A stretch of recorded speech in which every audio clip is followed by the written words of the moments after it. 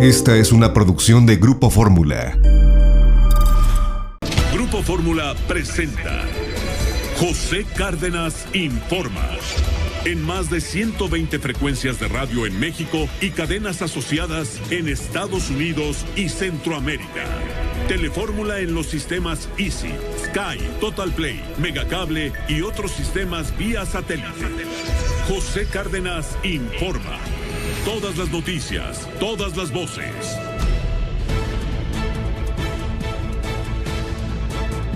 ¿Qué tal? ¿Cómo le va? Muy buenas tardes. Hoy es el viernes 15 de octubre. Hoy es el Día de la Mujer Rural. Le estoy saludando a nombre de todo el equipo que hace posible esta emisión informativa cotidiana de Grupo Fórmula Noticias.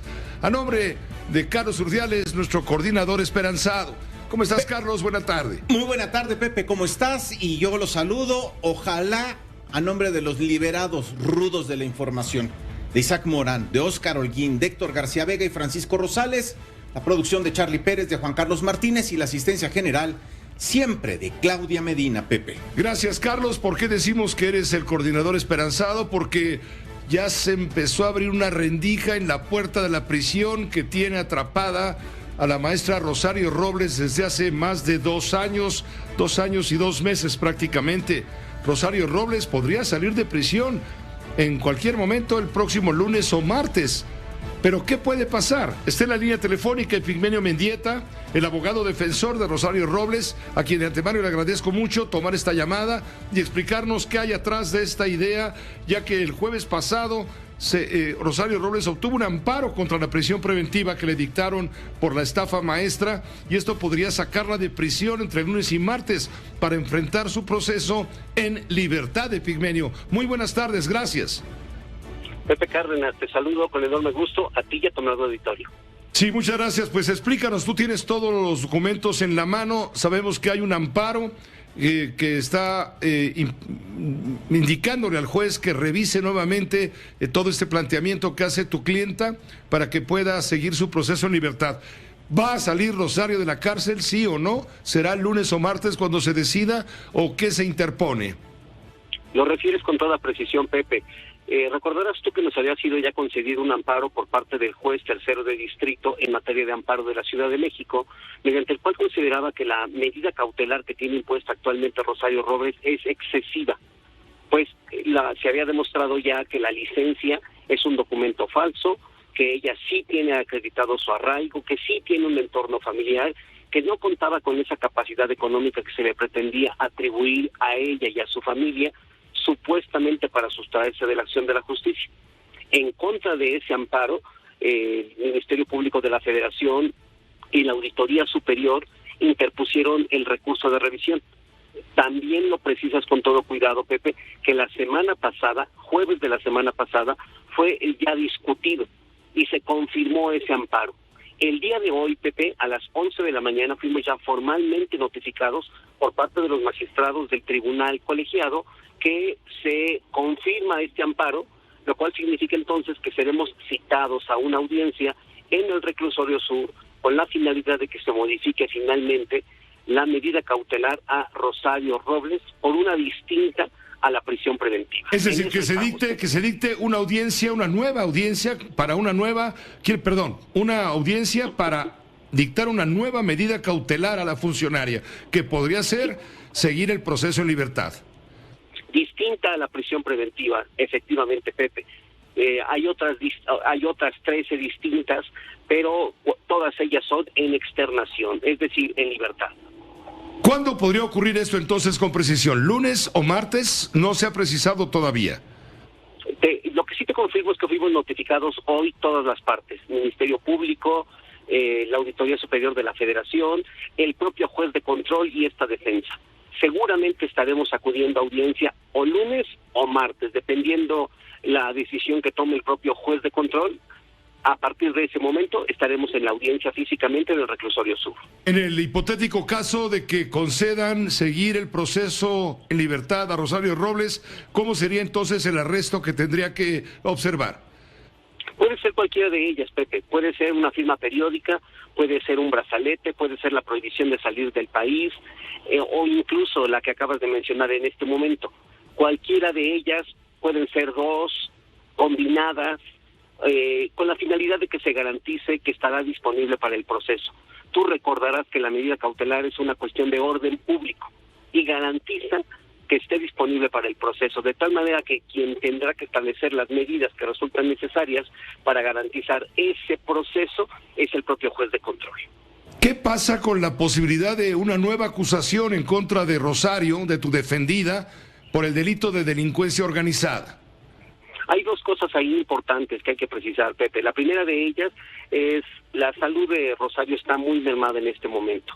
Se hace necesario que ella pueda recuperarse física y anímicamente. No es un secreto para ti, porque además le has dado seguimiento puntual a este caso. En 3 distintas ocasiones ya Rosario se ha caído físicamente, lo cual significa entonces que ha traído como consecuencia afectaciones a su estado de salud. Además de sus padecimientos ya crónicos, pues hoy está mermada de salud. Tiene un problema de columna, tengo entendido.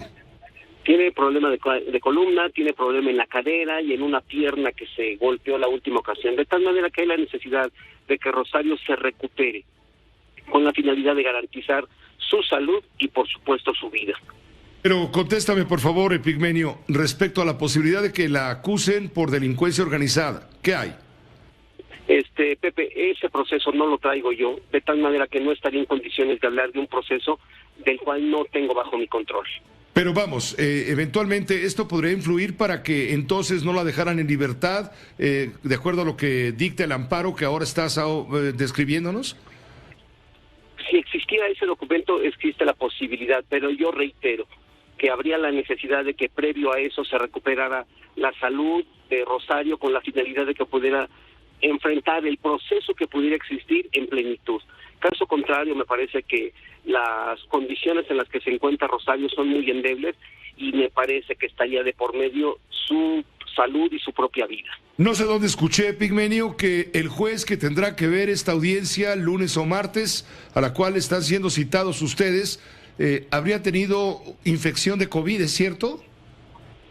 No lo tengo confirmado, Pepe, pero recibo de tu información y me comprometo a verificarlo. Pues te agradecemos mucho, Epigmenio, estaremos muy atentos con enorme interés, tú lo sabes. Yo soy agradecido a ti, Pepe, a tu amable auditorio y siempre agradecido con el trato que recibo de tu persona. ¿Algo más que quisieras agregar? Pues nada, Pepe, simplemente estar al pendiente y a partir de que yo tenga la notificación, les hago de su conocimiento cuándo será el día y la hora para que tenga verificativo la audiencia que debe estar programada. Muchas gracias, ojalá salga todo bien para tu defendida, que es nuestra amiga, por supuesto. Que te vaya muy bien. Gracias, hasta luego. Hasta luego, es el abogado Epigmenio Mendieta. Eres el defensor de Rosario Robles, en este caso por el delito que se le acusa de la estafa maestra por omisión en el ejercicio de la función pública cuando era secretaria, lo fue durante el sexenio de Enrique Peña Nieto, de la Secretaría de Desarrollo Social, ahora se llama Secretaría de Bienestar, y también de la Secretaría de Desarrollo Agrario, Territorial y Urbano, la SEDATU, al final del sexenio. Ella está en prisión desde el 13 de agosto del año 2019. Se han cumplido ya 2 años y 2 meses aproximadamente por estas fechas en esta prisión donde se encuentra recluida. Pero los magistrados del 9º Tribunal Colegiado, como bien nos decía hace un momento Epigmenio, han notificado la resolución de amparo dictada en días pasados, por lo que este juez de control deberá convocar a una audiencia para dictar una nueva medida cautelar de la funcionaria. Es lo que nos ha explicado Epigmenio Mendieta. Seguiremos pendientes y, por supuesto, informando.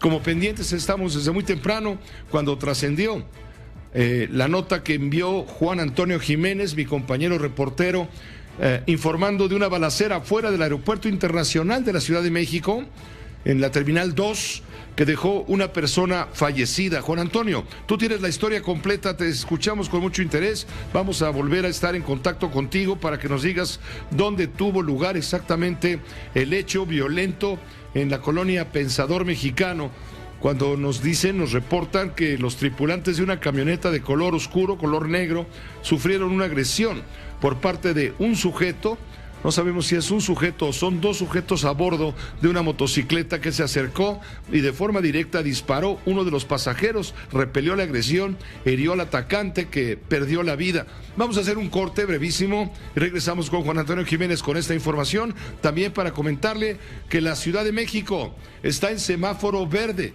Ya está por ahí Eduardo Clark en cualquier momento del gobierno de la Ciudad de México para explicarnos qué significa a partir de lunes la Ciudad de México en semáforo verde. Simplemente le adelanto que bares, cantinas y salones de eventos sociales van a aumentar su aforo a un 50%, además de que se amplía el horario de operación de estos centros hasta la 1 de la mañana y se eliminan todas las restricciones para los eventos masivos al aire libre.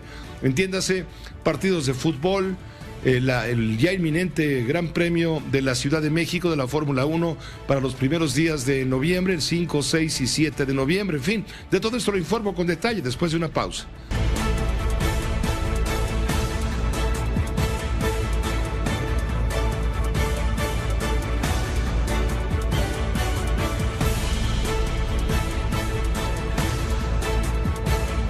Informa.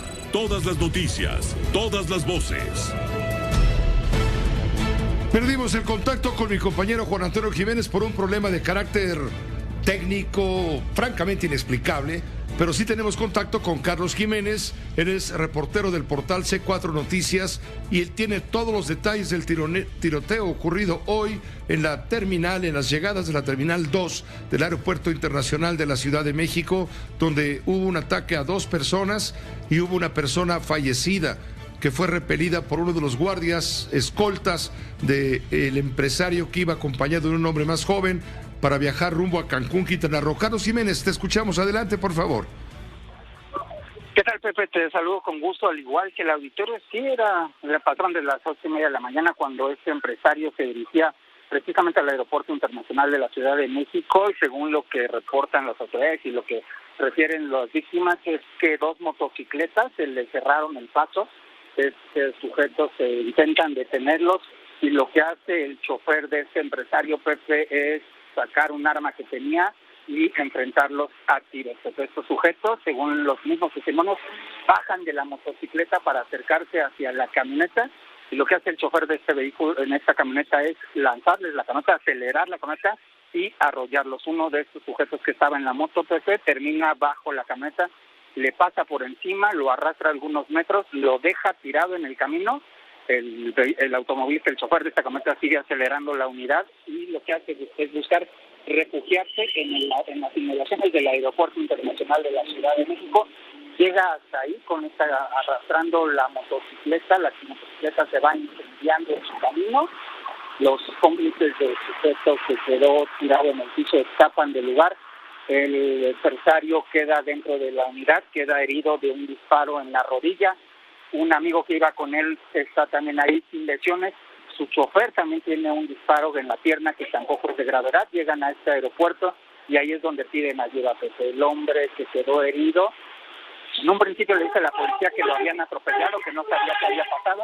Los agentes de la policía capitalina tratan de ayudarlo y es cuando descubren pues lo que había sucedido. Pues este hombre es llevado a un hospital donde finalmente muere. Es un sujeto de 18 años de edad. Ahí muere en el hospital por las lesiones que recibió luego de que le pasó la camioneta encima. Sus cómplices son en este momento buscados ya por la Secretaría de Seguridad Ciudadana a través de las cámaras de la ciudad. Sí, el asaltante murió, el presunto delincuente murió en un hospital. Las demás víctimas se reportan fuera de peligro, según entendemos, ¿no? El pasajero de la camioneta, uno de ellos, un hombre de 53 años de edad, una herida, como tú bien nos dices, Carlos Jiménez, con una herida en la pierna derecha, y otro hombre de 37 años de edad recibió un impacto en la mano. Así es, Pepe, estamos hablando de el escolta del empresario, quien es quien recibe el impacto en la mano, y el empresario lo que recibe es un impacto en la pierna, ninguno de gravedad. Los dos son trasladados a un hospital en la zona de observatorio, donde se les reporta fuera de peligro. En cambio, bueno, el sujeto, el delincuente, recibió heridas de disparo y además las heridas que acabaron con su vida fue el arrastre que sucede con la camioneta que se los lleva por algunos metros, los talla por el periférico. De hecho, él, cuando lo encuentra la policía, lo encuentra totalmente lleno de sangre, lo encuentra con toda su ropa desgarrada, rota, precisamente por este arrastre que sufre y que se le lleva pues el escolta que defiende a la persona que viene cuidando, y es como logra escapar. ¿Hay personas detenidas? Hasta el momento no, pues solamente es este hombre que muere. Se sabe que son al menos otra motocicleta y al menos otros 2 o 3 sujetos los que estaban en este intento de, en un momento se habló de un intento de secuestro, después se habló de un ataque directo, también se habló de un robo. Entonces hasta el momento no hay en específico una definición de qué era lo que iban a hacer estos sujetos. El reporte que en un principio se dio a conocer fue que era un intento de secuestro. Después el propio secretario Omar García Harfuch dijo a través de sus redes que era un ataque directo. La Fiscalía de Justicia está informando esta tarde que inicia una carpeta de investigación por el delito de homicidio, por el delito de tentativa de homicidio y por las lesiones que sufren estas personas, sin que hasta el momento se sepa con exactitud cuál era el móvil de este intento de detener a este empresario y bajarlo de su camioneta. ¿Cuál ha sido la suerte hasta el momento del escolta? Se encuentra fuera de peligro, Pepe. Tenía, como bien lo comentaste, un disparo en una mano. Junto con el propio empresario, los dos fueron llevados al mismo hospital. Ninguno de los dos se reporta de gravedad. Las lesiones que sufrieron no son de ninguna gravedad. De hecho, ellos llegan al aeropuerto y en redes sociales, en @C4 Jiménez, subí un video en el que se aprecia al escolta en la camioneta, al empresario cuando está bajando de su camioneta, y la motocicleta que aquí el delincuente queda frente a la misma camioneta, se queda debajo de la camioneta, incluso está ardiendo, está en llamas esta motocicleta por todo el arrastre que se suscitó en este escape del empresario. Pues gracias por esta información, Carlos Jiménez, a través de tu portal C4 Noticias. Te mando un fuerte abrazo, y por supuesto un saludo a la audiencia. Fuerte abrazo para ti. Gracias a Carlos Jiménez, periodista, por supuesto. La Ciudad de México ya está en semáforo verde estará, debo decir, a partir del próximo lunes. Eduardo Clark, director general de Gobierno Digital de la Ciudad de México, lo dio a conocer esta tarde. Estaríamos pasando a partir de este lunes, de acuerdo a los lineamientos del Gobierno de México, a semáforo verde, por lo menos 2 semanas, entre el próximo lunes 18 y hasta la siguiente notificación. Es la primera vez que estamos en semáforo verde desde mediados de junio. Entonces, una muy buena noticia. La verdad fue una caída importante en los indicadores esta última semana. Pasamos de estar en 9 puntos en el semáforo intermedio de la semana pasada a estar en 6.5 el día de ayer. Entonces, afortunadamente, la ciudad sigue en la dirección correcta, derivado de el buen comportamiento de la población, así como el gran avance de la vacunación en nuestra ciudad. Fue cuando dijo también Eduardo Clark, el director general de Gobierno Digital de la Agencia de Información de la Ciudad de México, de la Información Digital, dijo que a partir del próximo lunes bares, cantinas y salones de eventos sociales van a aumentar su aforo por lo menos al 50% y se amplía el horario de operaciones hasta la 1 de la madrugada. Insisto, a partir del próximo lunes. Además, se eliminan todas las restricciones para los eventos masivos al aire libre. Estamos pensando inmediatamente en los estadios de fútbol de la Ciudad de México, el estadio de los Pumas de la Universidad, el Estadio Azteca, desde luego, que tienen temporada en este momento, jornadas futboleras de la Liga de la Patada, y también todo preparado para la celebración dentro de poco menos de un mes del Gran Premio de la Ciudad de México y el Festival Viva Latino también, que ya fue autorizado por el gobierno de la ciudad. Para asistir, en el caso del Gran Premio de México, se va a requerir que quienes vayan, va a haber aforo completo, Quienes compren boleto tendrán que presentar una prueba de antígeno para saber que no están contagiados de COVID, con una vigencia de por lo menos 72 horas antes del momento en que se presenten al Autódromo Hermanos Rodríguez. Esto es un requisito, un prerequisito para que puedan ser admitidos. También, desde luego, se pueden presentar con su cartilla de vacunación si es que ya la obtuvieron a través de la Secretaría de Salud. En el Estado de México también se toman las mismas medidas. El anuncio lo hizo el gobernador del estado, Alfredo del Mazo. A partir de la próxima semana, en el Estado de México pasamos a semáforo verde. Esto quiere decir que todas las actividades, aún las que tenían todavía restricciones, van a poder operar. Todas las actividades deberán operar con aforos responsables, que nos permitan seguir manteniendo las medidas preventivas, la sana distancia y el uso del cubrebocas. Esto lo dijo el gobernador del Estado de México, Alfredo del Mazo. Creo que queda claro lo que le acabo de comentar. Y también es noticia comentarle que a partir de el próximo 8 de noviembre se anuncia por parte del gobierno de Estados Unidos la reapertura de sus fronteras con Canadá al norte y con México al sur. Se reabre la frontera para el tránsito terrestre de personas en actividades no esenciales, siempre y cuando, lo subrayo, estén vacunadas contra el coronavirus.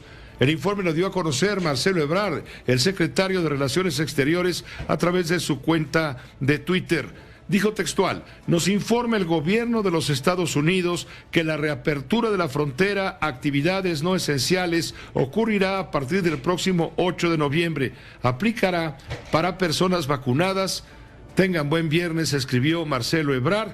Como usted sabe, la frontera para viajes no esenciales está cerrada desde el 20 de marzo del año de 2020, es decir, del año pasado. Son prácticamente 19 meses de frontera cerrada entre México y Estados Unidos.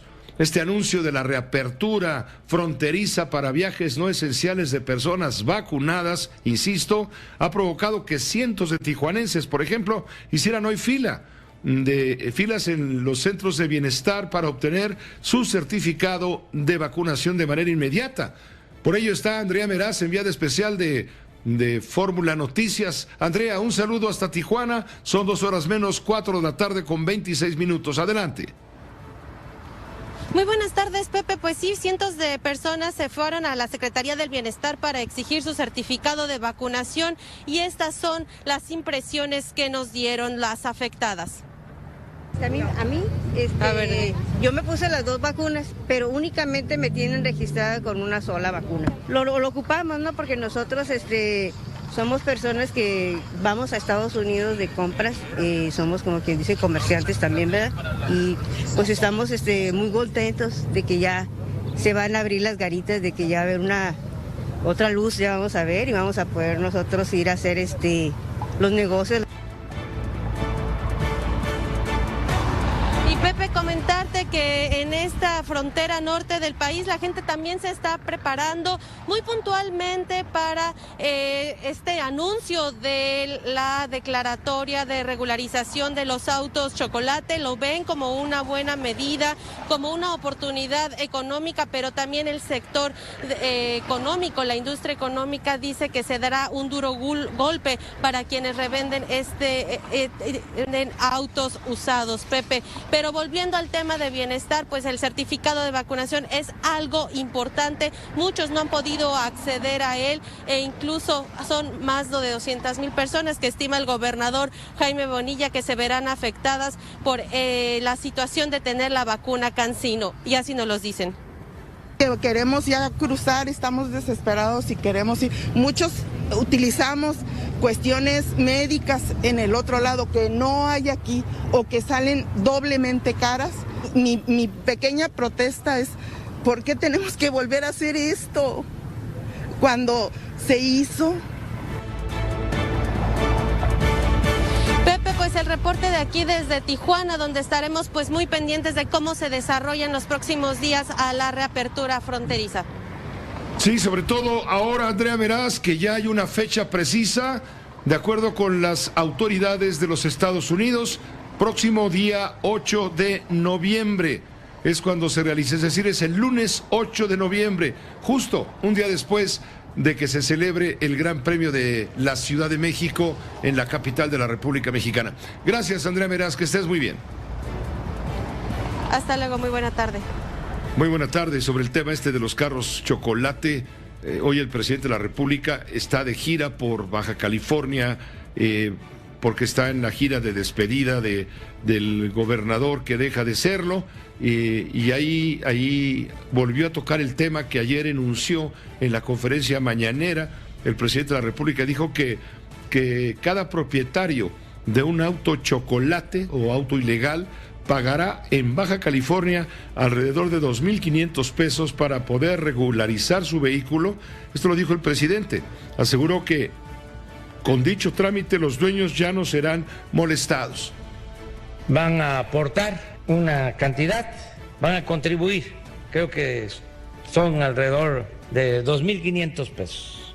Y esa cooperación le va a quedar al Estado. El acuerdo es que todo lo que se recaude por el pago de ese derecho le queda al Estado de Baja California y a los municipios, con el compromiso, eso sí, de que ese dinero se destine a resolver el problema de los baches. Nada más para eso. Esto se va a llevar a cabo también, no solamente en Baja California, también en Baja California Sur, en Sonora, en Chihuahua, en Coahuila, Nuevo León y el estado de Tamaulipas en primera instancia, en una primera etapa, en el tema de la regularización de autos chocolate, que ha provocado reacciones, le digo, adversas por parte de la Asociación Mexicana de la Industria Automotriz, de lo cual ya hemos adelantado algunos comentarios de la gente que está involucrada precisamente con la AMIA, por sus siglas. Ayer hablábamos con el líder justamente de este organismo y nos decía el líder de la AMIA que esto hay que verlo con mucho cuidado. Hoy ellos están cerca de la Secretaría de Economía para decirles, bueno, cuidado, ¿qué vamos a regularizar? Vamos a regularizar vehículos chatarra, vehículos basura, que ya en Estados Unidos pasan las normas básicas de limpieza. Entonces estamos autorizando la importación de vehículos sucios, que además no tienen refacciones y que son verdaderos desechos mecánicos que proceden de los Estados Unidos, claro, con un beneficio para quienes tienen la oportunidad de con poco dinero poderlos adquirir, pero alegan, y aquellos que con mucho esfuerzo han podido hacerse de un vehículo nacional, pues quedan en ridículo porque dicen, ¿para qué le compro a un mexicano un coche si lo puedo comprar en Estados Unidos y me queda regularizado por 2.500 o 2.600 pesos? No es negocio. Esto también ha provocado, le digo, reacciones fuertes de este lado de la frontera. ¿Qué está pasando con el clima?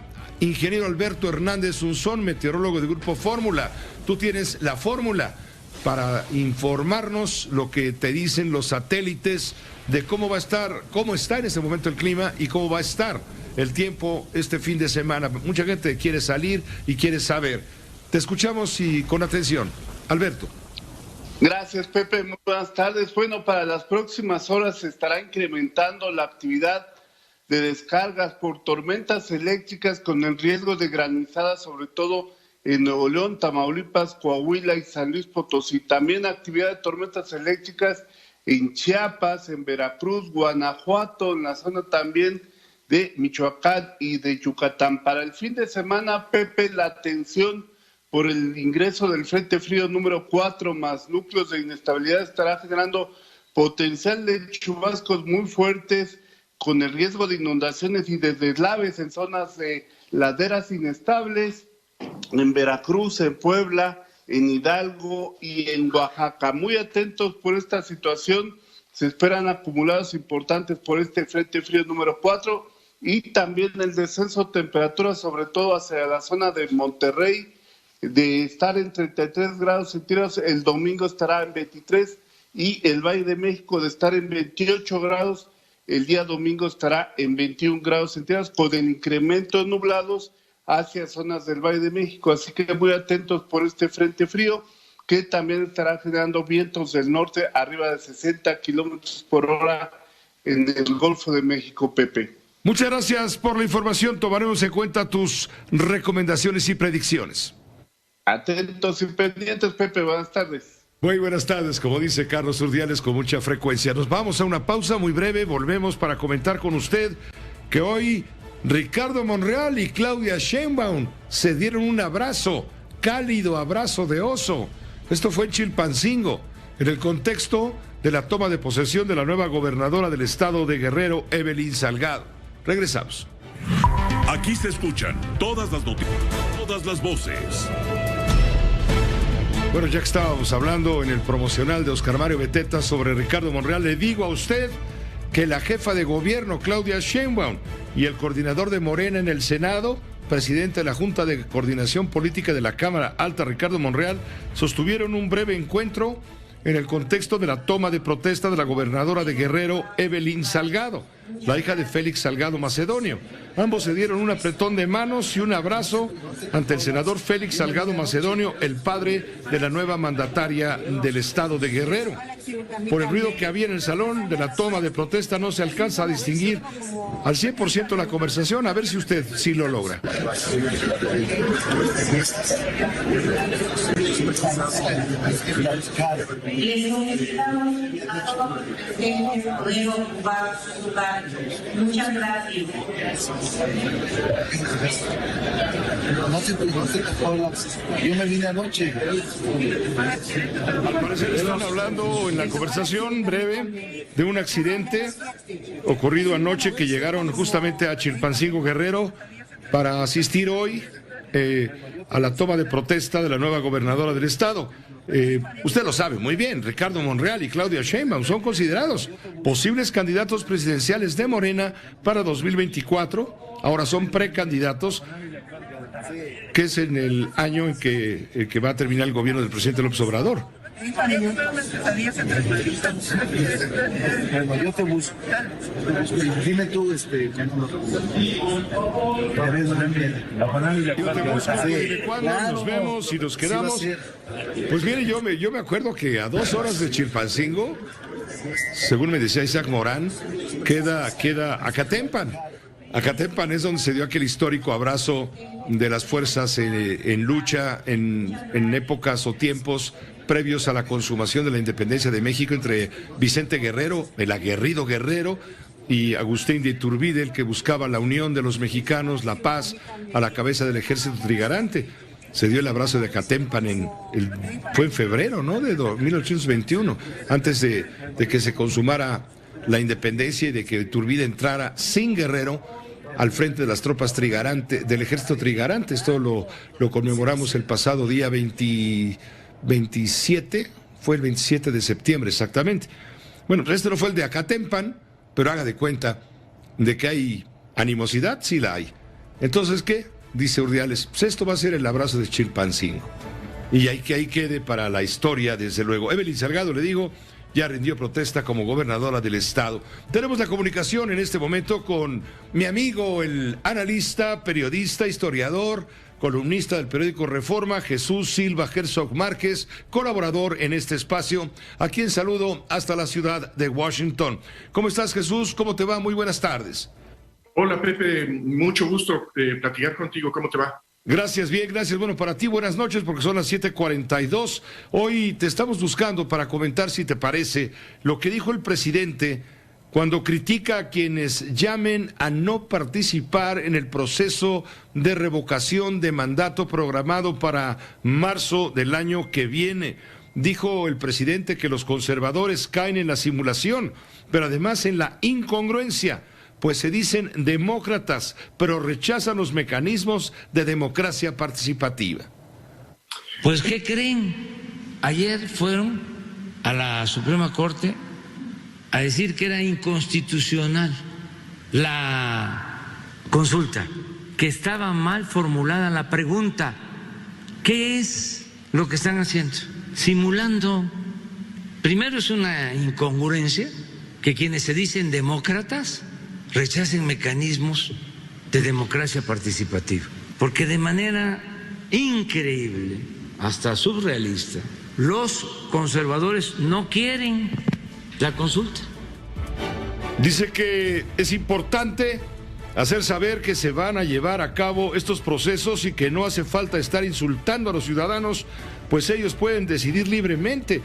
Y dijo que va a ser a finales de marzo cuando se realice la consulta en términos constitucionales. Dijo que si no alcanza el 40% de apoyo, dejará la presidencia de la República. Si la gente dice no queremos que participe, que continúe el presidente, me voy sin ningún problema. Es más, aunque no se llegue al 40%, ¿por qué? Para que tenga efectos vinculatorios, de acuerdo a la ley, que ojalá y eso lo cambiemos después para reducir el porcentaje, tienen que participar el 40% de los ciudadanos, porque si participa el 39%, ya no tiene carácter vinculatorio, es decir, ya no es legal. Entonces, por eso es que no van a llamar a que la gente participe, no quieren que se tenga el 40%. ¿A qué equivale el 40% del padrón?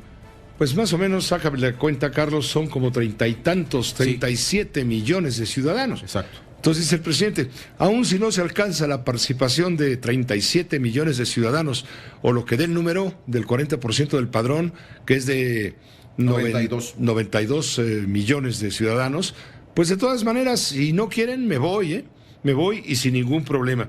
Ayer el presidente se refiere a la controversia o de acción de inconstitucionalidad planteada el día de ayer por los líderes de las bancadas del PAN, del PRD y del PRI en la Cámara de Senadores, en donde alegan ante la Suprema Corte de Justicia que esta convocatoria al proceso de revocación de mandato es una trampa, porque no se trata de una revocación de mandato, sino de una ratificación de mandato, lo cual es inconstitucional.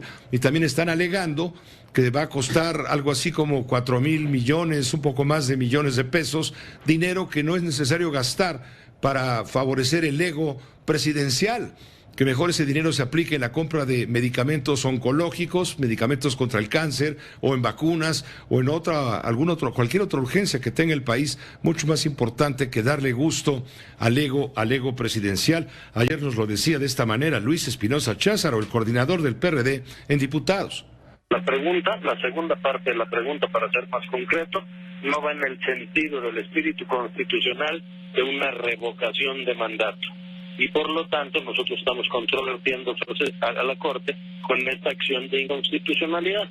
No se etiquetaron recursos en el presupuesto ni se quedó en la ley de dónde están entrando los recursos para que se lleve a cabo esta revocación de mandato. En México es el único país donde el presidente y su partido son quienes promueven una revocación de mandato, que normalmente este ejercicio se promueve desde la oposición. ¿Tienes a mano la pregunta para que la escuche nuevamente la audiencia de Fórmula?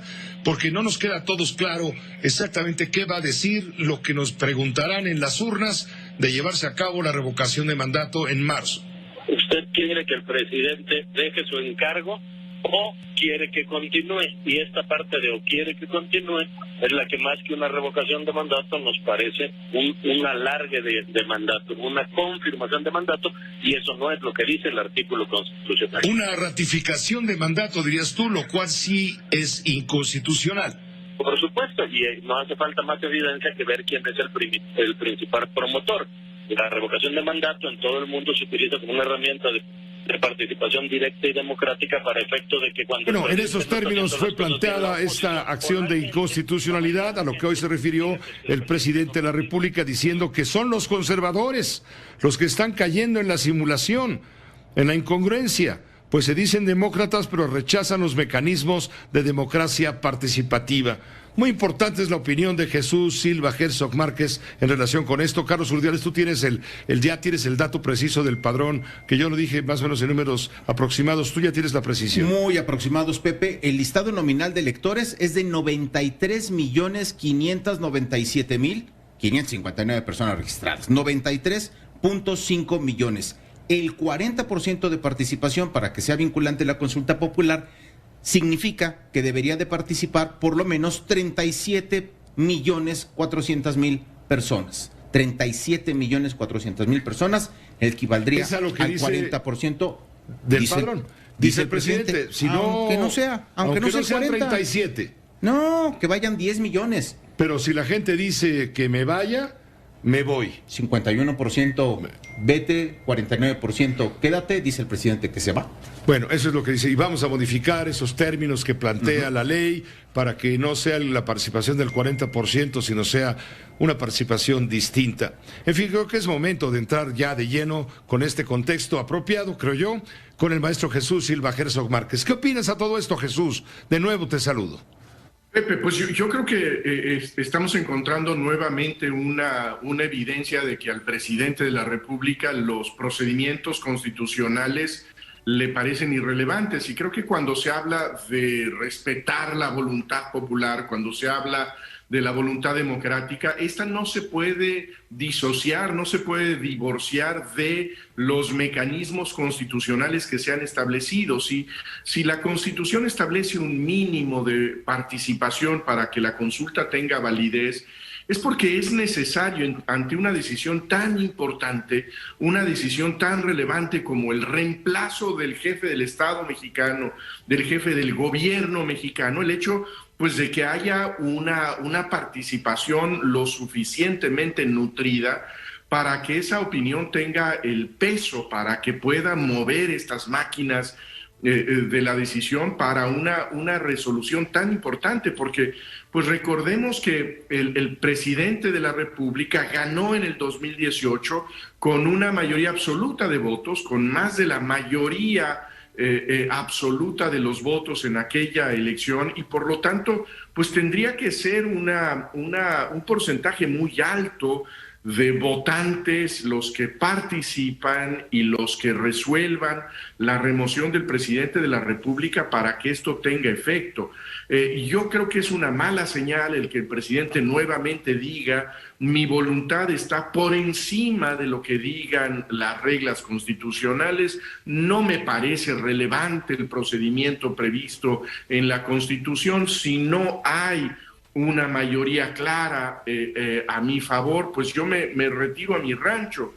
Yo creo que el presidente de la República debe terminar su responsabilidad en el año 2024 y no me parece que sea benéfico para nadie en el país el hecho de que este periodo se acorte. Pues es una posición muy clara, evidente. Hay un artículo constitucional que determina que se debe de llevar a cabo la revocación de mandato, y lo que critica el presidente de los partidos del bloque opositor Va por México, PRI, PAN y PRD, es que le están buscando mangas al chaleco al decir que no es una revocación 100%, sino es una ratificación, lo cual es inconstitucional, y a ellos les apremia que la Corte se pronuncie, toda vez sí que esto de llevarse a cabo, que se va a llevar a cabo, estamos seguros, costaría al país más de 4,000 millones de pesos, y tienen que aprobarlo en el presupuesto que se está discutiendo. Tenemos el precedente muy interesante de aquella convocatoria de lo que conocimos como el juicio a los expresidentes, en donde, pues, desde luego la pregunta que se ofrecía, la que se planteó inicialmente, era una pregunta inaceptable desde cualquier rasero constitucional, y la Suprema Corte de Justicia,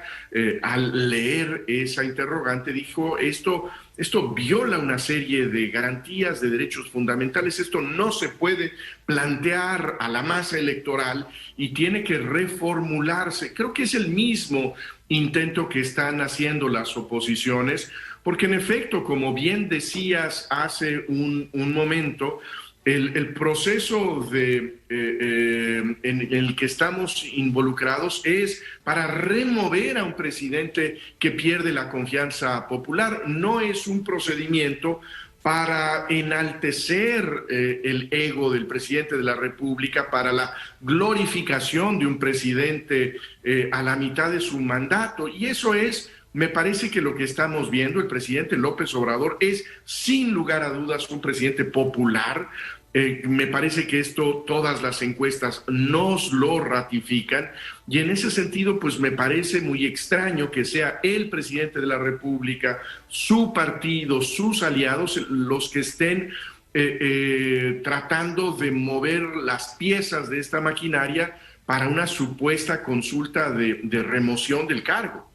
Pues te agradecemos mucho, Jesús Silva Herzog, este comentario, por supuesto, como siempre, todos los viernes.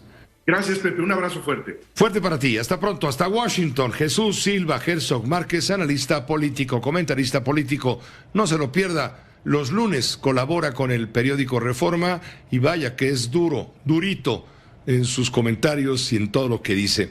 En fin, hay quien asegura, porque enemigos no le faltan.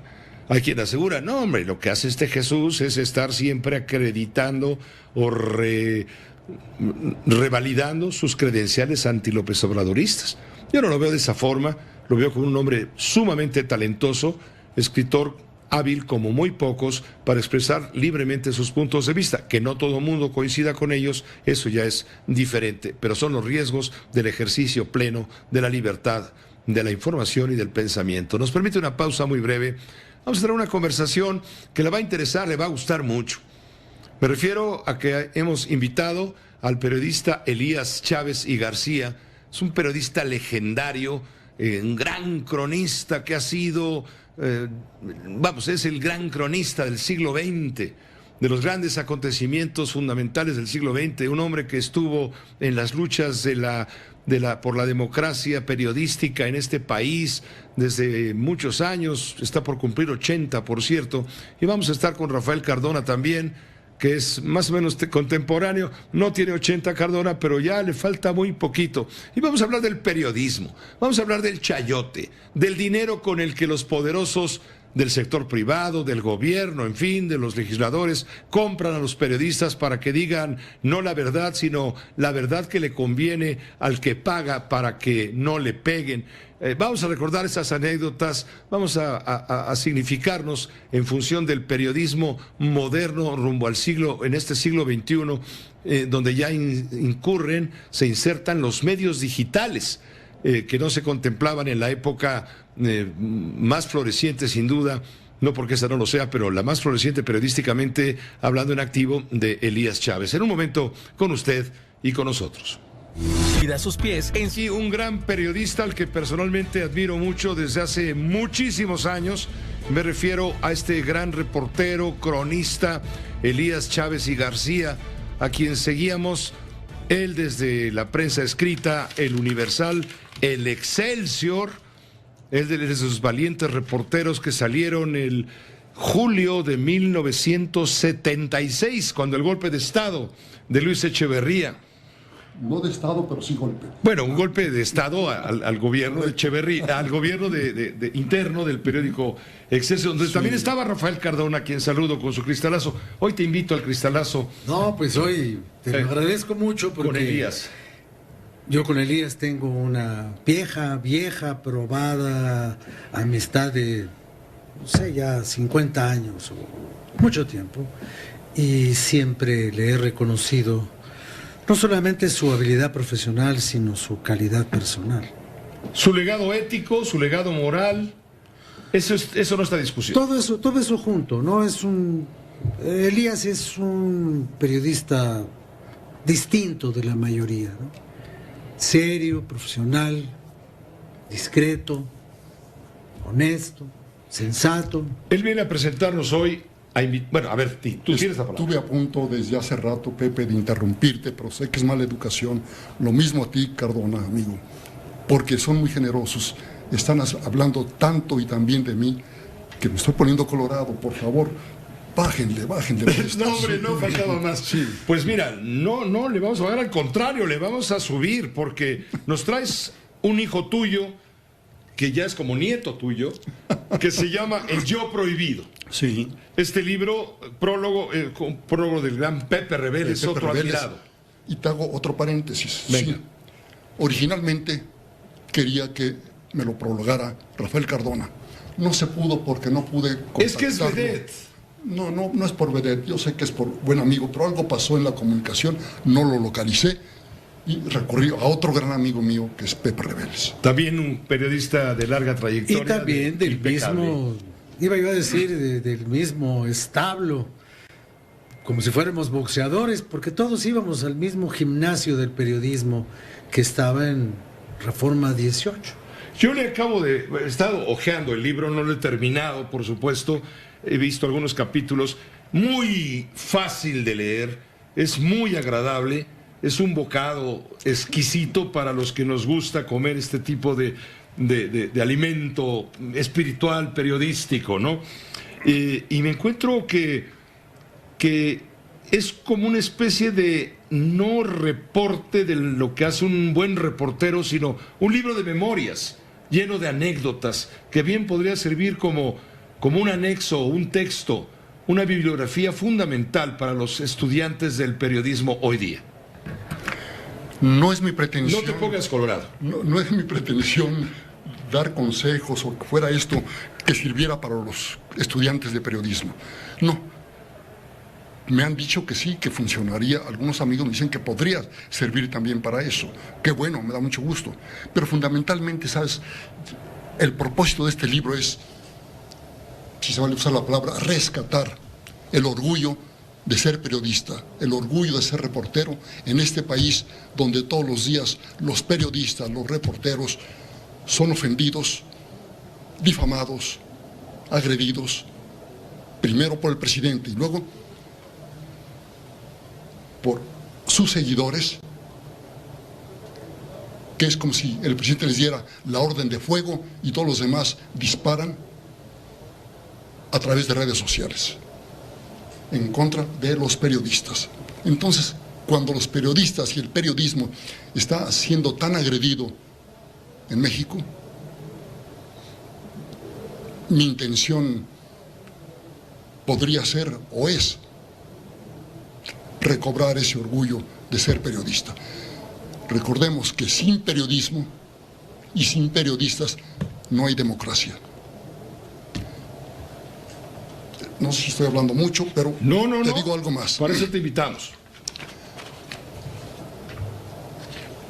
Decía ya la frase de García Márquez de que el periodismo es el oficio más bello del mundo. Sí, es cierto, pero también es cierto que en México los periodistas son los más agredidos, los más vituperados.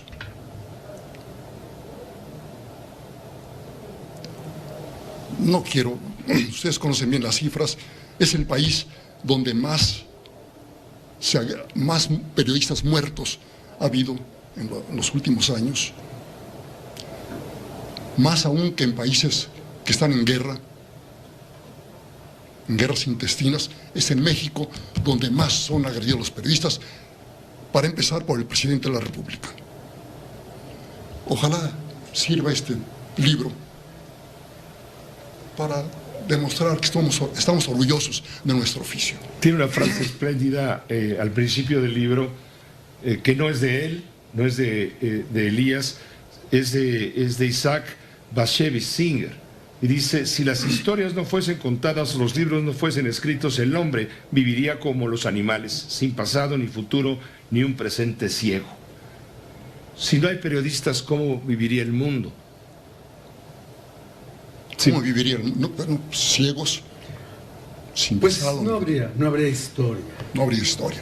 Y acuérdate, maestro Cardona, que el periodismo es historia cotidiana. Pues sí. Yo lo que diría es que la historia es el periodismo acumulado. Bien, bien. Porque eso es lo que nosotros hacemos. Nosotros hacemos los tabiques. Y la vida construye la historia y otro señor hace la arquitectura y la pone en el tiempo sin tiempo.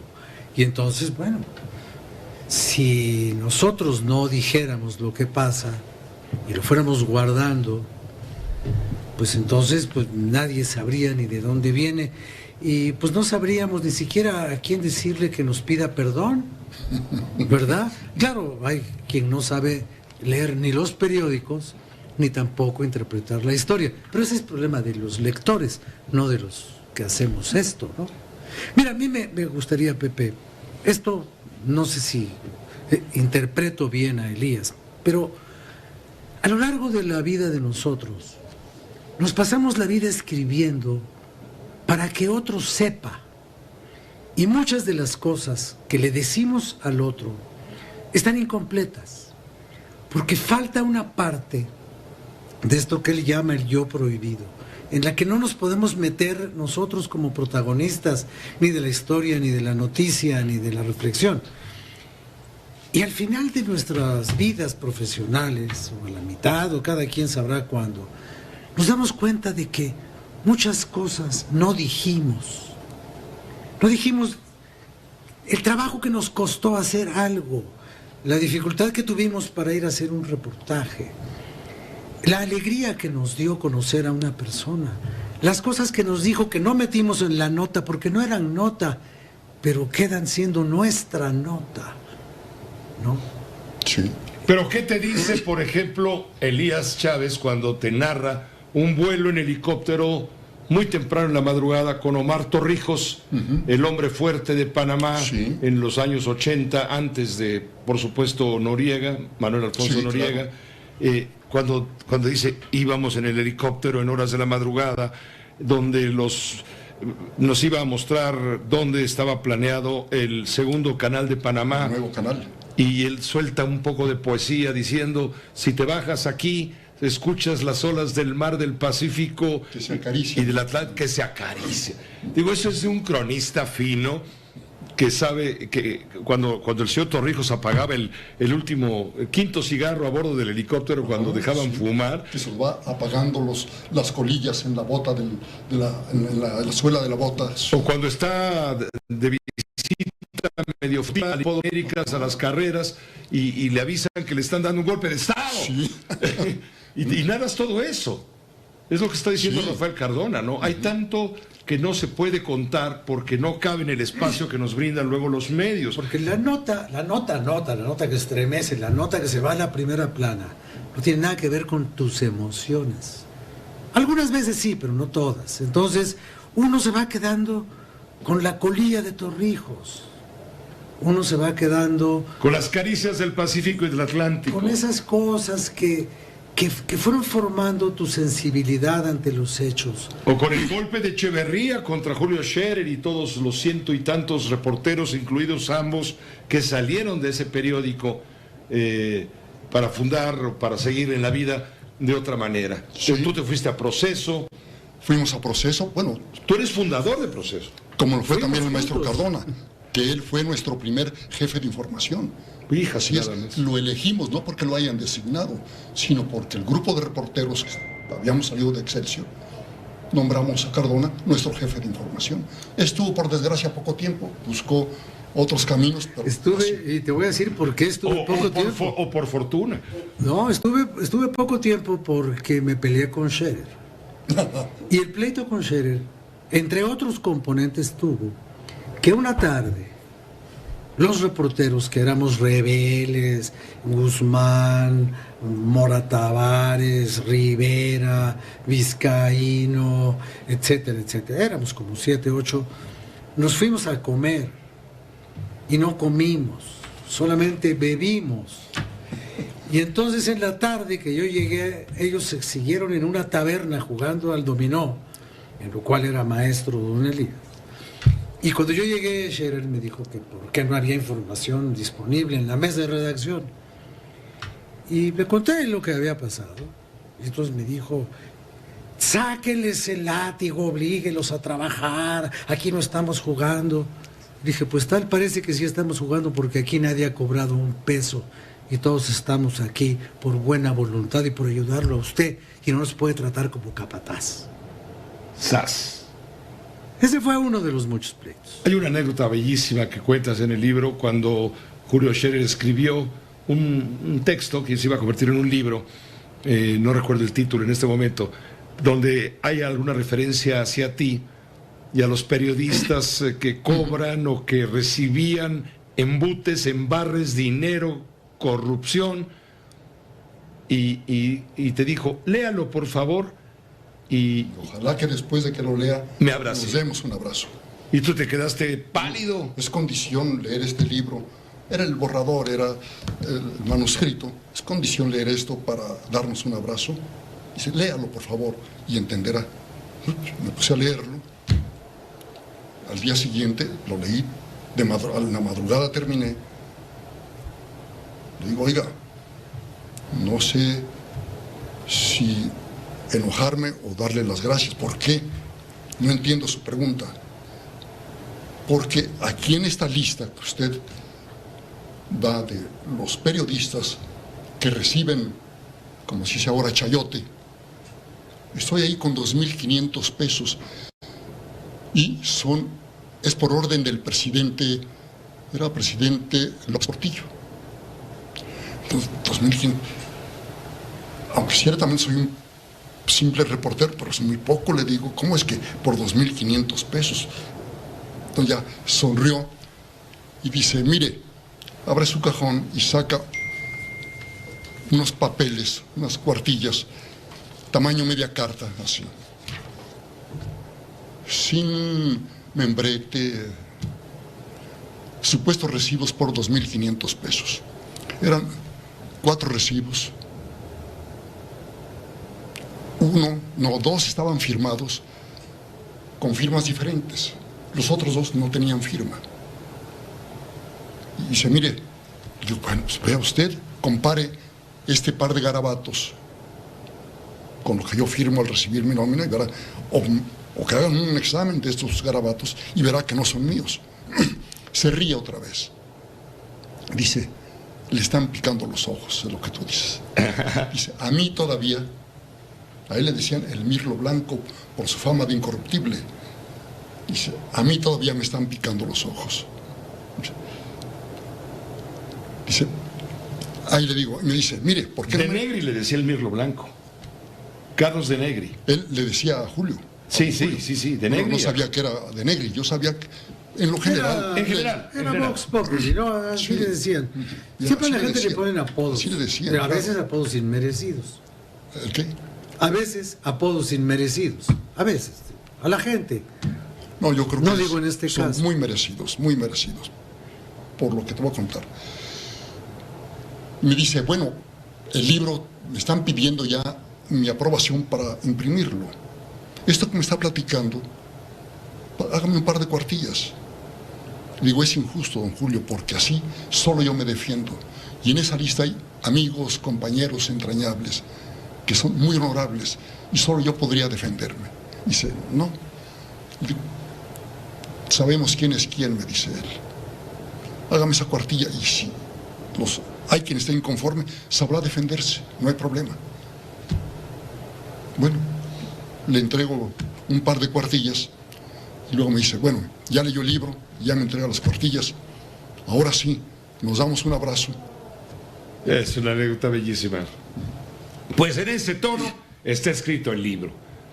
El libro El Yo Prohibido, que parte de una base fundamental. El periodista no existe como primera persona en el momento en que realiza su trabajo. No soy yo el que entrevistó a no sé quién, no soy yo el que vio tal cosa, no soy yo el que sufrió y vivió. Yo soy un mensajero que trato de comunicar lo que hay a mi alrededor, sin protagonismos. El Yo Prohibido era la prohibición de los jefes de redacción para que tu nombre figurara como estrellita de la película, ¿no? Concretamente, para mí fue esa prohibición de parte de Vicente Leñero. Hombre, aquí, memorable. Claro. Y aquí la menciono, si me permites leer un parrafito. Por favor. Sí.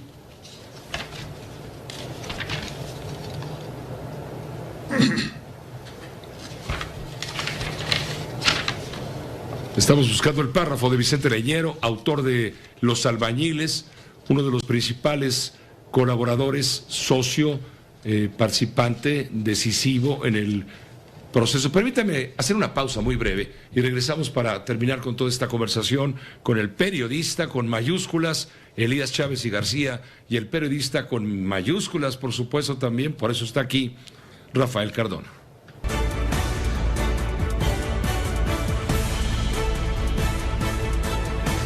José Cárdenas informa. Todas las noticias, todas las voces.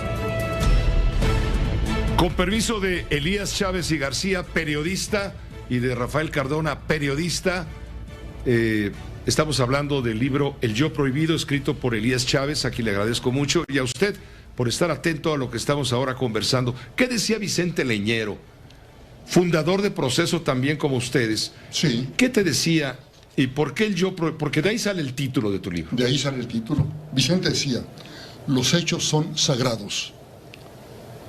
Advertía que la noticia debe mostrarse sin alteración y sin que el reportero incluya su opinión. Decía Vicente, quiero información, no opiniones. Necesito que el reportero me diga lo que sucede, no lo que debo pensar. Además de abstenerse de opinar, el reportero no es protagónico ni escribe en primera persona. El yo está prohibido. Un buen reportero debe pasar desapercibido, insistía Leñero. A nadie le interesa lo que tú sientas o pienses. Eso déjaselo a los opinólogos. Tú fuiste reportero y entre los reporteros, Rafael lo sabe muy bien porque él me lo enseñó. En este trabajo hay de dos: el cantinero y el borracho. ¿Tú qué prefieres ser, borracho o cantinero? He sido las dos cosas también, ¿eh? Porque te lo pregunto porque estuviste en la Cámara de Diputados y fuiste director de comunicación. Por supuesto. No hay nada como ser borracho. Es lo mejor. Es lo mejor, es lo mejor. Caray. En lo otro es escribir oficios, en lo cual pierdes tanto tiempo en oficios. Bien escritos, claro. Y hasta mal escritos. No. Mira, no hay comparación. Mira, déjame respirar por la herida. ¿Y por qué creo yo que lo que dice Elías es necesario decirlo algún día en la vida? He sido las dos cosas. ¿Cuál es la diferencia entre ser borracho y ser cantinero? ¿Cuál es la diferencia entre ser reportero y ser un operador de información en el gobierno? ¿Cuál es la diferencia? Una muy sencilla. El reportero aspira a la verdad. No sé si la consigue o no, pero aspira a la verdad. Sí. El jefe de prensa, el operador de información, aspira al engaño. Y hay que aprender a engañar para poder saber cuándo te quieren engañar. No hay mejor espectador de un show de magia que un mago retirado. Entonces, hay que saber hacer las dos cosas. Hay que saber adulterar las bebidas de la información y hay que saber distinguir cuando te quieren hacer tomar una marranilla. Decir, no, esta información no es así. Así es. Entonces, ahí es donde aprendes globalmente el oficio. Y luego salte de la cosa burocrática y regresa al ejercicio libre de tu profesión con la mayor nobleza que te sea posible. Elías, ¿es cierto que periodista sin aliento alcohólico es como flor sin aroma? Fíjate que no lo creo. Eso se decía mucho. Es una tontería. Por supuesto que es una tontería. Ya no se dice eso. Pero hubo una época en que, claro que así era. Y por eso también aquí hablo del alcoholismo. Ocurrió que cuando fui presidente de la UPD... La Unión de Periodistas Democráticos. Así es, sí. Presentamos... El búho era... ¿Saben de quién hablo? De ese compañero que fue... Eduardo Valle. Eduardo Valle, Espinosa. Eduardo Valle del Búho. El Búho Valle, sí. Ya fallecido. Que fue líder del 68, uno de los líderes del 68, y era miembro de la UPD. Y él publicaba sus artículos en El Universal. En la UPD tuvimos un Congreso Nacional de Periodistas, donde surgieron dos demandas, dos iniciativas. Uno, lograr el salario mínimo para los periodistas, porque a muchos ni siquiera recibían salario. Les daban la charola, ¿no? Fray Nano decía, y cuando le preguntaban cuánto voy a ganar, decía, te voy a dar credencial y bateo libre. Era para que... Una placa de impunidad para que pudieras robar y patente de corso, pues. Sí. ¿Qué es lo que hacía de Negri, no? Así es, así es. Sí. El glorioso columnista de Excelsior, Carlos de Negri. Así es. Que hay un libro espléndido que se llama El vendedor de silencio. Sí, así es. De Enrique Serna. Sí, señor. Que es otro texto verdaderamente impecable. Bien. De la vieja época prehistórica, que hoy los periodistas digitales, los youtuberos y todo esto, los blogueros, deberían de leer, porque no les va a hacer. Indigestión, quizá. Te platico más esta iniciativa. Logramos, le dije al Búho, él era diputado, oye, ayúdanos, presenta una iniciativa para que se establezca el salario mínimo de los periodistas. Y otra, ojalá que el alcoholismo sea considerado una enfermedad profesional del periodismo, porque, en serio, que se bebe o se bebía, no sé ahora, mucho. De ahí el dicho que tú mencionas, periodista sin aliento a alcohol es como una flor sin aroma. Bien, fuimos a ver al líder de la Cámara de Diputados, Eliseo Mendoza Berrueto, y le planteamos las dos iniciativas. Aclaro también, la iniciativa de obtener el salario mínimo fue de Teresa Gil, compañera que en esa época trabajaba en 1+1 y formaba parte de la directiva de la Unión de Periodistas Democráticos. Entonces le planteamos eso a Eliseo Mendoza Berrueto y el búho argumentó muy bien, logramos que se aceptara el establecer el salario mínimo para los periodistas. En cuanto a declarar el alcoholismo como enfermedad profesional, Mendoza Berrueto se burló inclusive. Dice, no, van a querer Johnny Walker en las recetas del Seguro Social. Bueno, y además esa fue lo que yo siempre llamé una iniciativa tautológica, no la del alcohol, sino del salario, porque a mí me pidieron una firma para eso y dije, yo participo, pero a ver, compañeros, vamos a conseguir lo que ya tenemos, porque nuestro salario siempre ha sido mínimo. Muchas gracias a Elías Chávez por estar con nosotros, por aceptar esta invitación, por venirnos a convidar a leer esto que, ya, si no lo leemos, pues va a ser un pecado profesional. El Yo Prohibido, de Editorial Proceso. De Editorial Proceso. Muchas gracias por estar aquí. Muchas gracias a ti, Pepe, y muchas gracias al maestro Cardona. Muchas gracias a los dos. No, al contrario, gracias por dejarme, Pepe, compartir con mi querido Elías, mi compadrito, tantos años. Gracias a los tres. Gracias, señores periodistas, maestros de este oficio. Gracias a usted por su atención. Vámonos a una pausa muy breve. Volvemos. Hay mucho más que informar. 1 de Easy, 157 de Sky, 161 de Total Play, 153 de Megacable y en los sistemas vía satélite a todo el mundo. José Cárdenas informa. Todas las noticias, todas las voces. Nos está preguntando en redes sociales. Agradecemos mucho que lo hagan. Para eso estamos, para servir, para informar. Nos preguntan si el libro El Yo Prohibido de Elías Chávez y García, de Elías Chávez, pues, está a la venta en métodos digitales, en formato digital. Sí se vende en formato digital. Lo puede usted adquirir en Proceso, a través de Editorial Proceso, o bien a través de Amazon Books. Los libros de Amazon. En Amazon o en Proceso se consigue en Yo Digital El Yo Prohibido de Elías Chávez. Este libro con el prólogo del muy, muy querido y admirado también Pepe Reveles, José Reveles. Tenemos contacto con Israel Aldave. Tenemos las cifras, pero primero le doy las cifras del sector salud federal respecto a contagios. Por fortuna, cada vez más bajos. 5,286 nuevos casos en las últimas 24 horas. Hablo de todo el país.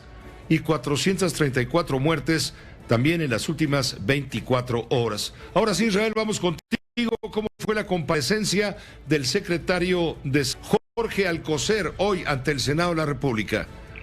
Sí, así es, Pepe, ¿qué tal? Gracias. Muy buenas noches. Pues hubo fuertes críticas por parte de los legisladores de oposición, principalmente del PAN y del PRI, al secretario de Salud, Jorge Alcocer, quien compareció ante comisiones del Senado acompañado del titular del INSABI, Antonio Ferrer, y quien no hizo acto de presencia, por no decir que evitó estas comparecencias duras que le han tocado, fue el subsecretario de Salud, Hugo López-Gatell. Solamente fue el titular de la dependencia y el del INSABI. De entrada, Pepe, como te lo comentaba, los legisladores le cuestionaron a Jorge Alcocer por qué no se incorpora en el Plan Nacional de Vacunación contra el coronavirus a los menores de entre 12 y 17 años de edad. Esta fue la respuesta del funcionario federal.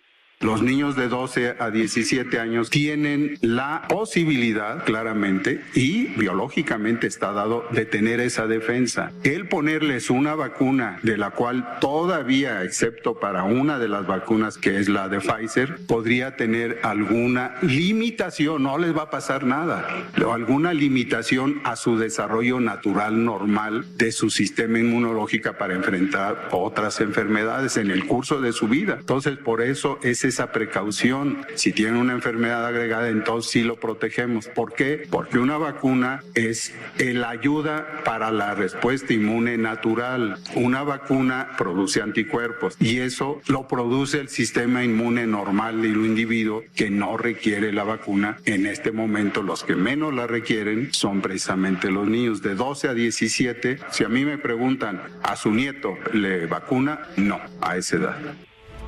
Ahí está, Pepe, la respuesta técnica por parte del secretario de Salud del por qué no se vacuna a los menores de entre 12 y 17 años de edad. Tú lo adelantabas, Pepe, afortunadamente, pues están bajando los contagios, los índices de la pandemia en nuestro país, y así lo resaltó también Jorge Alcocer. Dijo que la tercera ola de COVID-19 en México está claramente en descenso. Sin embargo, Pepe, pues lamentablemente dice el secretario de Salud que esta no será la única ola que golpee a nuestro país.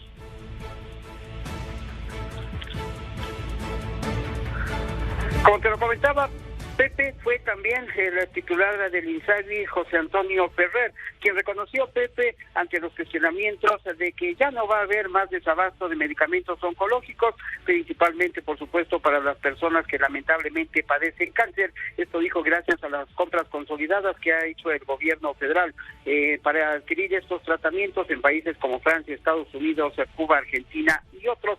Sin embargo, Pepe, fíjate que dio a conocer un dato que llamó la atención, y es que parte de este desabasto, dice el titular del INSABI, se debe a que en los estados, en los almacenes y hasta en los propios hospitales se roban estos medicamentos. Los medicamentos se entregan por un programa que establecen las propias entidades federativas, las instituciones, porque después se los roban. Lo lamento decir así, se los roban, los comercializan en farmacias, y no somos inocentes. Se los roban llegando al estado, se los roban llegando al almacén, se los roban llegando al hospital. Crearon una ley a modo, crearon una reglamentación a modo que permite hacer muchas truculencias. Ahí está, Pepe, se roban los medicamentos, y esto es parte del desabasto que se ha registrado en varias partes del territorio nacional, por no decir que en todo el país. Antares Vázquez, del Movimiento de Regeneración Nacional, Pepe, pues aprovechó esta comparecencia para criticar a los padres de familia que han tramitado amparos para que sus hijos sean vacunados en contra del COVID-19. Quienes hoy prefieren estar litigando en tribunales la salud de las y los mexicanos y que legislen los tribunales, además desconocen los criterios científicos de bioseguridad para ver a qué riesgos se están enfrentando a menores de edad con las vacunas de COVID, que no hay evidencia científica en el mundo que respalde el uso de estas vacunas, en la mayoría de ellas. Xochitl Gálvez, del Partido Acción Nacional, con playera y pancarta en mano, quien pedía pues que haya más quimioterapias. De esta manera se refirió al estado que guarda la Secretaría de Salud en esta administración. Como dicen por ahí, estábamos mejor cuando según ustedes estábamos peor. Y les voy a explicar por qué. Miles de mexicanos creyeron en ustedes cuando prometieron que mejorarían el servicio y el acceso a la salud de nuestro país. La situación es realmente alarmante. Y no me voy a meter en asuntos políticos ni al debate de si se llama Seguro Popular o se llama INSABI. Eso es lo de menos. Lo peor es que, de acuerdo con datos de Coneval, hay cerca de 16 millones de mexicanas y mexicanos que dejaron de tener acceso a los servicios de salud. Pepe, parte de lo ocurrido este día en el Senado de la República, en la comparecencia del secretario de Salud. Sí, estuvo fuerte pues el ataque de los senadores de oposición a Morena y aliados en contra del secretario de Salud, Jorge Alcocer, en esta comparecencia. Gracias y buenas noches.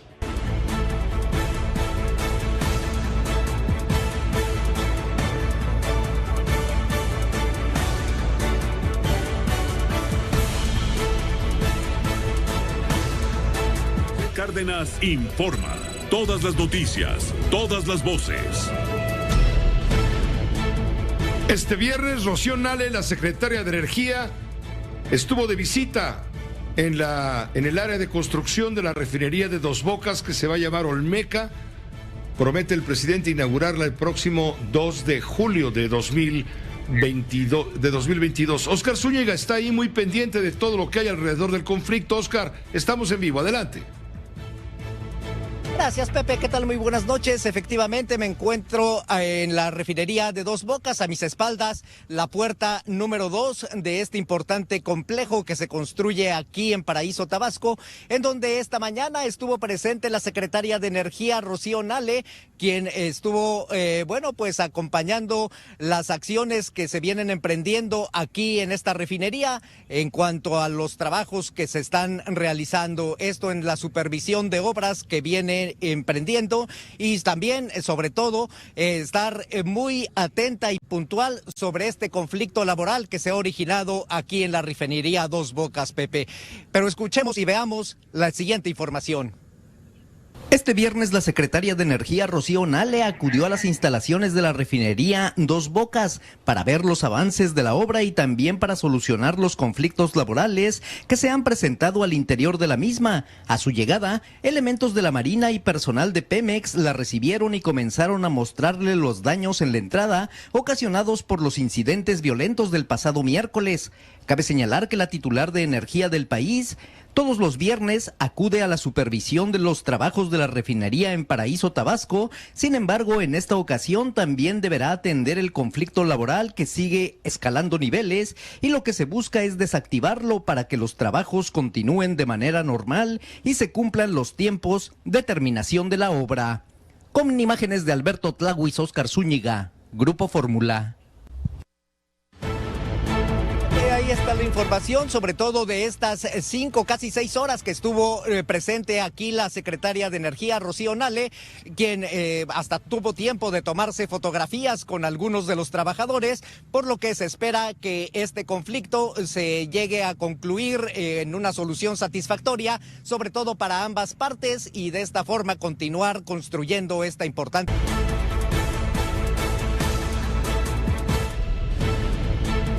Y al cierre, Carlos Urdiales, ¿qué más tenemos? Pepe, el desalojo, unas escenas muy violentas hoy en la colonia Juárez, en la Ciudad de México. Javier Navarro estuvo ahí, él tiene el reporte completo. Javier, ¿cómo estás? Gracias, Carlos. Pepe, al menos 6 personas heridas por golpes y 15 detenidos es el saldo que dejó el enfrentamiento que se tuvo esta mañana al llevarse a cabo el desalojo de forma violenta en el inmueble ubicado en la colonia Juárez, en el centro de esta ciudad. Poco después de las 6 de la mañana, un grupo de personas armadas, ellos con tubos, varillas, mazos y palos, abrieron con un golpe la puerta del inmueble ubicado en la calle Turín número 46. Ingresaron y también rompieron las puertas de los departamentos y en estos lugares con amenazas sacaron a las personas que se encontraban todavía durmiendo, entre ellas mujeres, niños y personas de la tercera edad, y todos los inmuebles los empezaron a llevar a la vía pública y después de reunirse en el interior, los desalojados agarraron palos y otros objetos, con lo que hicieron frente a las personas que los estaban sacando y se inició el intercambio de golpes con el que resultaron las personas heridas y se tuvo la llegada de decenas de policías de la Secretaría de Seguridad Ciudadana capitalina y detuvieron a 15 personas, entre ellas el actuario que dirigía la diligencia del desalojo por fallas en el proceso. Este es el reporte que les tengo. Muy completo, gracias Javier Navarro. Y finalmente, Pepe, hoy una noticia importante, el aeropuerto, el nuevo, el Felipe Ángeles en Santa Lucía, va a estar concesionado, ha sido concesionado a la Secretaría de la Defensa para los próximos 50 años. La Sedena será quien haga usufructo en términos de tarifas, etcétera, del nuevo aeropuerto de Santa Lucía, Pepe. Gracias, Carlos. Hasta aquí llegamos con lo más importante en las noticias. A nombre del equipo, gracias por su atención, su confianza y todo lo demás. A nombre del equipo lo invitamos para que, a continuación, en estas frecuencias de radio, sintonice la Fórmula Financiera. Lo esperan los periodistas Mari Carmen Cortés, Pepe Yuste y Marco Antonio Mares. Y en Telefórmula ya está listo el doctor Leonardo Curcio, a quien saludo. Esta fue una producción de Grupo Fórmula.